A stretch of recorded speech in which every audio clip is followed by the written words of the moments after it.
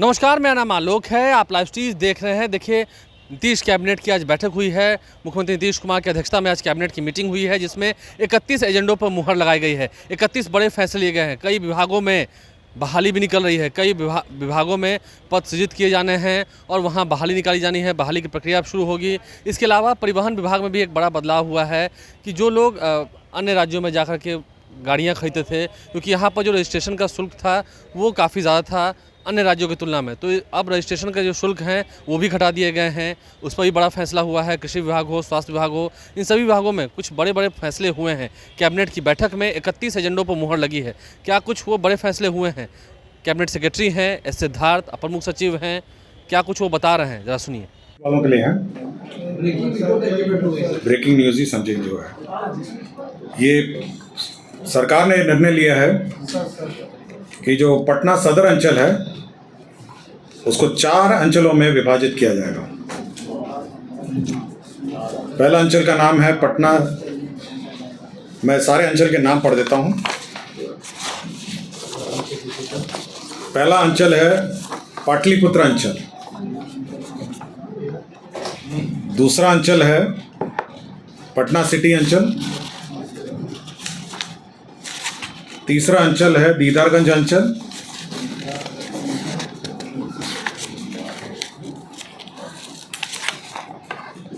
और चौथा अंचल है पटना सदर अंचल।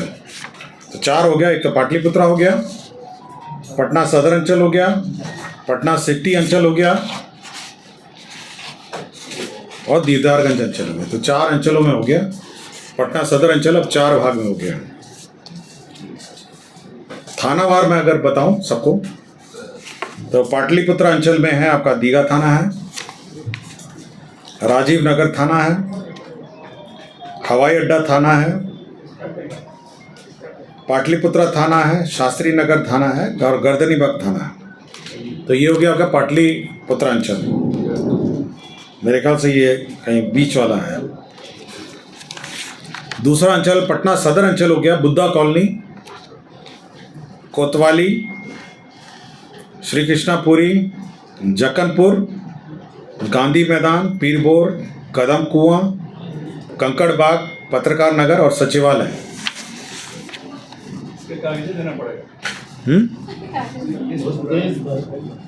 उसका पटना सिटी अंचल हुआ बहादुरपुर, सुल्तानगंज, आलमगंज, खाजे कला चौक, माल सलामी, मेहदीगंज, आदम कुआं। ये हो गया आपका पटना सिटी अंचल। और चौथा अंचल हो गया दीदारगंज अंचल, जो है दीदारगंज नदी और बाईपास। तो ये बिल्कुल किनारे वाला अंचल हो। और यह शुरुआत, इसकी डेट जो है वह भूमि सुधार, राजस्व भूमि सुधार विभाग जो है वो डेट निर्धारित करेगा। और ये तब निर्धारित करेगा जब इस अंचल कार्यालयों के विभिन्न जो प्रशासनिक और औपचारिकताएं हैं, उसका नक्शा है, उसका अंचल का मैप है, और ये सब जो है, ये सब जब बन जाएगा तो ये नोटिफाई कर देगा। लेकिन मेन निर्णय ये है कि जो सदर अंचल है यह 4 भागों में बांट दिया गया है। और इसकी घोषणा इसलिए की जा रही है। और आपको जानकारी होगा, इस 4 अंचलों में एक अंचल, मतलब जो पुराना अंचल है, इसमें दीघा, बांकीपुर, कुम्हरार, पटना साहिब निर्वाचन क्षेत्र था और फतुहा विधानसभा भी था। तो ये इतना बड़ा अंचल था जिस कारण से प्रशासनिक दृष्टिकोण से इसमें कार्य करने में बहुत कठिनाई हो रही थी। तो इसलिए इसको 4 अंचल में बांटा गया। तो पटना जिले वालों के लिए, जो मेन पटना के लोग हैं, उनके लिए ये बहुत महत्वपूर्ण सूचना है कि राज्य सरकार ने उनका जो अंचल है, मेन अंचल जो सदर अंचल, जिसमें सभी ऑलमोस्ट पटना बसता है एक ही अंचल में, उसको 4 भाग में कर दिया गया। किस पूछना है तो मुझे बताइए। मैडम, ये माइक में आवाज़ बहुत तेज़ है, इको कर रहा है, थोड़ा वॉल्यूम घटाइए। कौन है माइक वाले? कार्यालय सब कहाँ रहेगा सर? सबका कार्यालय? हाँ, कार्यालय सभी का। मैं बोला ना, सबका अपना जो कार्यालय ये लोग अपना नोटिफाई करेगा। तो अपने अपने जगह ये कार्यालय बनेंगे, तो इसी क्षेत्रों में बनेंगे, अलग अलग 4 कार्यालय बनेंगे इसको। सर कितने एजेंडों पे चर्चा हो रही है, कितने एजेंडे पे बताते हैं। कमीशन जो था, लॉ कमीशन की जो कालावधि है 7/9/2021 से आदेश निर्गत की तिथि के पूर्व तक विनियमित करते हुए आदेश निर्गत की तिथि से अगले 3 वर्षों के लिए विस्तारित किया गया है। तो बिहार लॉ कमीशन जो है इसका गठन किया गया है और इस पर अध्यक्ष के रूप में न्यायाधीश श्री विनोद कुमार सिन्हा, जो बिहार राज्य विधि आयोग के उक्त विस्तारित कार्यकाल तक के नियुक्त किए जाएंगे। तो ये अध्यक्ष होंगे बिहार राज्य विधि आयोग के अध्यक्ष। राज्य में संचालित जो सरकारी पैरामेडिकल संस्थाओं में सृजित पदों के विरुद्ध व्याख्याता एवं डेमोन्स्ट्रेटर ट्यूटर के पदों पर 1-1 वर्ष के लिए या नियमित नियुक्ति होने तक मानदेय के आधार पर अतिथि व्याख्याता एवं अतिथि डेमोन्स्ट्रेटर की सेवा लेने की स्वीकृति दी गई। तो गेस्ट लेक्चरर पर ये डेमोन्स्ट्रेटर और व्याख्याता जो लिए जाएंगे, क्योंकि अभी नियुक्ति प्रोसेस में है, इसलिए राज्य अंतर्गत संचालित सरकारी पैरामेडिकल संस्था में सृजित पदों के विरुद्ध जो व्याख्याता एंड डेमोन्स्ट्रेटर ट्यूटर हैं उस पर ये गेस्ट लेक्चरर्स लिए जाएंगे। श्रम आयुक्त कार्यालय के नियंत्रणाधीन क्षेत्रीय कार्यालयों में आशुलिपिक आशुटंकक के मूल कोटि के कुल स्वीकृत 61 पद को विभिन्न कार्यालयों के लिए चिन्हित किए गए हैं। केवल आशुलिपिक और आशुटंकक हैं, इसको रीऑर्गेनाइज किया है विभिन्न कार्यालयों के बीच। राज्यों में जो काराओं में कारा अस्पताल प्रबंधन हेतु गाड़ियां 67 ड्राइवर्स के पद स्वीकृत किए गए हैं। इसमें कारा और कारा अस्पताल में जो एम्बुलेंस हैं उसके लिए 67 पद स्वीकृत किए गए हैं। माननीय उच्च न्यायालय की स्थापना के लिए 2 प्रोग्रामर IT संवर्ग के 2 प्रोग्रामर स्वीकृत किए गए हैं। विज्ञान प्रौद्योगिकी के अंतर्गत राजकीय अभियंत्रण महाविद्यालय में 273 पदों के अतिरिक्त 116 पद, इसमें अंग्रेजी के 67, भौतिकी के 30 पद और गणित के 19 पद के सृजन की स्वीकृति दी गई है। इसी प्रकार जो राजकीय पॉलिटेक्निक है हमारे राज्य में, उनमें भी 131 पद स्वीकृत किए गए, जिसमें 37 अंग्रेजी हैं, भौतिकी के 29, रसायन शास्त्र के 36 और गणित के 29 पद। PhD में जो नल जल योजना कार्यान्वित करती हैं उसमें पूर्व से स्वीकृत कीमैन से चौकीदार का कुल 628 पद हैं तथा खलासी के कुल 822 पदों को विभाग अंतर्गत वर्तमान में क्रियाशील सभी 39 कार्य प्रमंडल में आवश्यकता अनुसार पुनर्गठित कर दिया गया, बेसिकली रीऑर्गेनाइज किया है और साथ ही साथ उक्त पदों का दायित्व निर्धारण किया गया। लघु जल संसाधन विभाग के अंतर्गत मुख्यालय हेतु वाहन चालक के 3 अतिरिक्त पदों का स्वीकृत किया गया है। राज्य के 38 जिला अस्पतालों, 61 अनुमंडलीय अस्पतालों, 2 दंत चिकित्सा महाविद्यालयों एवं अस्पतालों, 212 सामुदायिक स्वास्थ्य केंद्र, 328 प्राथमिक स्वास्थ्य केंद्र, राजकीय औषधालय, राजकीय राजभवन पटना तथा राजकीय औषधालय पटना उच्च न्यायालय पटना के लिए दंत चिकित्सक के 770 अतिरिक्त पदों की स्वीकृति की गई है। बिहार मत्स्य निषेध और उत्पाद अधिनियम के अंतर्गत सहरसा न्याय मंडल में अपर जिला एवं सत्र न्यायाधीश का 1 पद सृजन किया गया है। नालंदा जिला अंतर्गत राजगीर में निर्माणाधीन राज्य खेल अकादमी एवं अंतर्राष्ट्रीय मानक क्रिकेट स्टेडियम के लिए 33 संविदा आधारित पद सृजित किए गए हैं। खेल विभाग ने अपने जितने भी पद हैं, पुराने पद हैं, उसको मर्ज करते हुए 466 अतिरिक्त पदों का सृजन किया है। बिहार उद्यान सेवा के अंतर्गत समूह क समूह ख के पदों के सृजन एवं संपरिवर्तन किया गया है। कृषि विभाग सेवा कोटि 9 सांख्यिकी के समूह क एवं ख के पदों के सृजन एवं संपरिवर्तन किया गया है।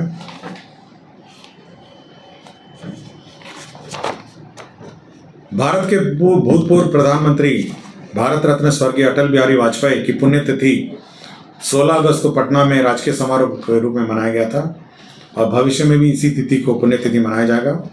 इसकी घटनोत्तर स्वीकृति जो सरकार ने आदेश निर्गत किया है उसकी घटनोत्तर स्वीकृति दी है। वो सप्तम पुनरीक्षित वेतनमान मिले हैं। आर्थिक लाभ देखिए ना कौन सा डेट है, कट ऑफ डेट।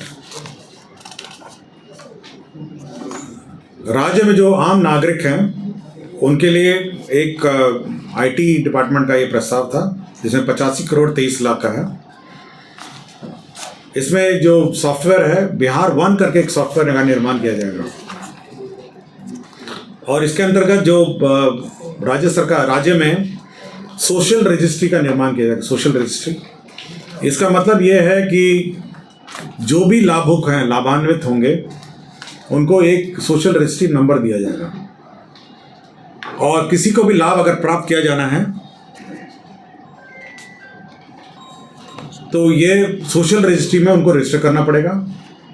इससे यह पता चलेगा कि किसी एक सोशल रजिस्ट्री, किसी एक व्यक्ति को राज्य सरकार कितने कितने प्रकार के लाभ दे सकती है। और बिहार वन का एक मतलब ये है कि एक ही सिंगल पोर्टल में सभी सेवाएं, जो सभी सेवाएं हैं वो सिंगल पोर्टल के माध्यम से दी जाएंगी। मतलब आपका सिंगल लॉगिन होगा, सिंगल आपका यूजर नेम पासवर्ड होगा और उसके माध्यम से आप सिंगल विंडो ऑपरेशंस करेंगे और किसी भी प्रकार का लाभ के लिए आपको वहाँ एक ही जगह पर रजिस्टर करना पड़ेगा और उसी सोशल रजिस्ट्री के माध्यम से, सोशल सॉफ्टवेयर के माध्यम से यह लाभ मिलेगा। तो इसमें 85 करोड़ 23 लाख रुपए इसको लगेंगे। नगर निकायों को जो सप्तम वेतन माह का जो पुनरीक्षित वेतनमान है यह 1/1/2016 के प्रभाव से मिलेगा और आर्थिक लाभ 1/4/2017 से दे होगा। 1/1/2016 के प्रभाव से ये इफेक्टिव होगा और आर्थिक लाभ 1/4/2017 से दे होगा। कर्मियों की संख्या नहीं, ये पॉलिसी डिसीजन है और इसमें यह भी लिखा गया है कि जो आर्थिक लाभ है वो नगर निकाय अपने रिसोर्सेज से देंगे। पथ निर्माण विभाग का यह एक पथ निर्माण विभाग में दरभंगा जिला अंतर्गत दरभंगा लहरियासराय रेलवे स्टेशनों के बीच स्थित रेलवे क्रॉसिंग संख्या 25 स्पेशल के बदले पहुंच पथ सहित आरओबी के निर्माण हेतु 106 करोड़ 5,72,000 रुपये राजहांस सहित कुल 134 करोड़ 67,23,000 के अनुमानित लागत पर यह आरओबी बनाने का निर्णय लिया। नवादा जिला में वारसिलीगंज नवादा रेलवे स्टेशनों के बीच स्थित लेवल क्रॉसिंग 33/B1 के बदले पहुंच पथ सहित आरओबी के निर्माण हेतु 174 करोड़ 43 लाख अनुमानित लागत पर प्रशासनिक स्वीकृति। ये बिल्कुल मेरे ख्याल से ये नवादा शहर के बीच में है, ये रेलवे लाइन है और इस पर लेवल क्रॉसिंग में आरओबी बनाया जाएगा। खगड़िया में भी कॉस्ट शेयरिंग के आधार पर खगड़िया जिला अंतर्गत खगड़िया परिहारा बखरी लिंक पथ के खगड़िया रेलवे स्टेशन में से उमेश नगर रेलवे स्टेशन के बीच अवस्थित लेवल क्रॉसिंग संख्या 24 के बदले आरओबी के निर्माण हेतु 101 करोड़ 81,85,000 मात्र के अनुमानित लाभ पर प्रशासनिक स्वीकृति दी गई है। श्रम संसाधन विभाग के अंतर्गत 7 निश्चय योजना अंतर्गत संचालित पूर्वी चंपारण जिला अंतर्गत रक्सौल अनुमंडल में औद्योगिक प्रशिक्षण संस्था रक्सौल के भवन का निर्माण है। आईटीआई रक्सौल में भवन निर्माण की स्वीकृति दी है। इस पर 32 करोड़ 66,02,000 रुपये लगेंगे। कृषि विभाग का जो डीपीआर बेस स्कीम है 60-40 है। कहते हैं रबी में दलहन प्रोत्साहन योजना हेतु कुल 40 करोड़ 86,81,600 रुपये, जिसमें केंद्रांश है 14 करोड़ 97,38,000, राज्यांश है 9 करोड़ 98 लाख और टॉपअप है 15 करोड़ 91 लाख। तो ये जो वर्ष में जो दलहन प्रोत्साहन योजना है तो 24-25 के लिए भी स्वीकृत की गई। रेट नहीं है मेरे पास, केवल 95 लाख है और 150 करोड़ इसमें टोटल लागत है और वैक्सीन 2 खुराक होती है 6 माह के अंतराल में, मतलब 2 वैक्सीन देना पड़ता है with in the period of 6 months. तो 2 वैक्सीन होगा, 95 लाख बालिकाओं में होगा, 9 से 14 वर्ष की बालिकाओं में 150 करोड़ इसमें व्यय होगा और वैक्सीन जो टाटा मेमोरियल सेंटर है उसके माध्यम से क्रय होगा और राज्य में लगाए जाएंगे। कब से लगेगा सर और किसी सारे हॉस्पिटल्स में लगेंगे? All government hospitals? All hospitals में लगेंगे। अभी तो पहले तो क्रय होगा वैक्सीन, इतनी बड़ी संख्या में आपके 95 लाख वैक्सीन्स प्रोक्योर होंगे और यह 95 लाख बच्चियों में 2 खुराक लगेंगे with in period of 6 months.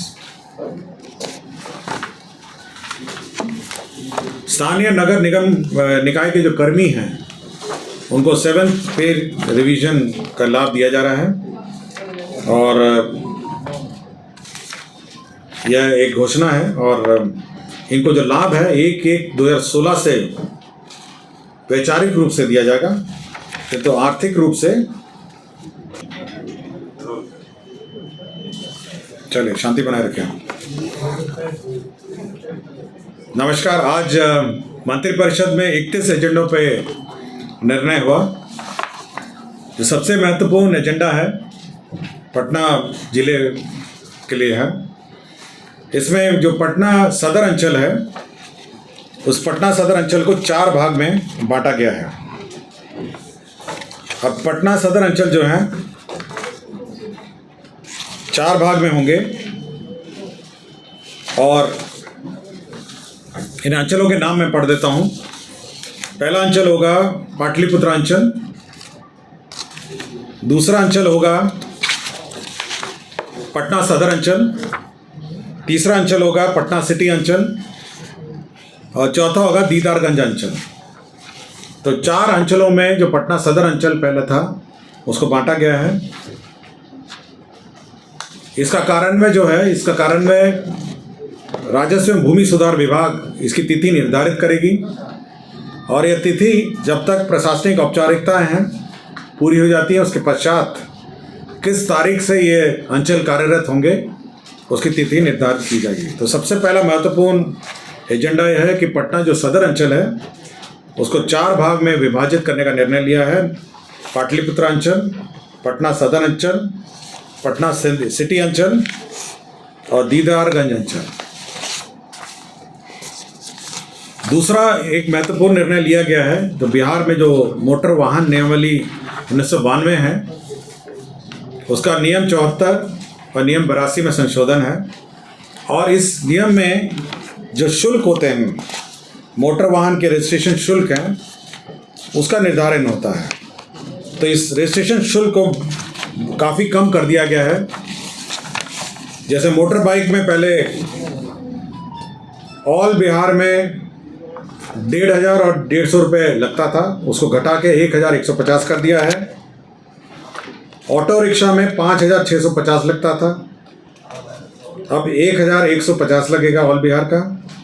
Motor cab जो है उसका 23,650 था, अब वो घट के 4,150 हो गया। इसी तरह अन्य जो टैक्सेस हैं मोटर गाड़ियों के, उनके घटा दिए गए हैं। इसका मुख्य कारण यह है कि बिहार में ये वाहन खरीदे जाएं, बिहार में रजिस्ट्रेशन हो, ताकि जो रजिस्ट्रेशन की राशि है वो बिहार को प्राप्त हो। अगल बगल राज्यों में जो मोटर टैक्स है, व्हीकल टैक्स है, वो पहले कम था और हम लोग का ज़्यादा था। इसलिए राज्य सरकार ने निर्णय लिया है कि हम लोग मोटर टैक्स की जो राशि है, रजिस्ट्रेशन की राशि है, उसको घटाएं ताकि बिहार में ही ये गाड़ियाँ खरीदी जाएं और इनका रजिस्ट्रेशन हो। तीसरा एक विषय था स्वास्थ्य विभाग का। इसमें आपको जानकारी होगा कि महिलाओं के बीच सर्वाइकल कैंसर बीमारी का प्रचलन है और ये ह्यूमन पैपिलोमा वायरस टीकाकरण किए जाने का निर्णय सरकार ने लिया है और ये 9 से 14 उम्र की बालिकाओं में यह वैक्सीनेशन होगा और इसमें मुख्यमंत्री बालिका कैंसर प्रतिरक्षण योजना की स्वीकृति राज्य सरकार ने दी है।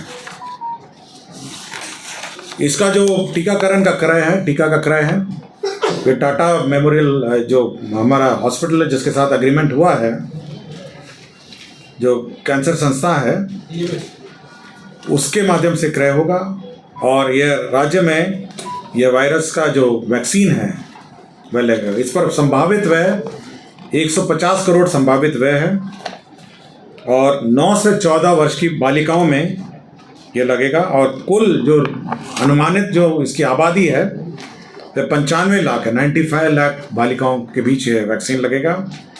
150 करोड़ का यह इसमें व्यय होगा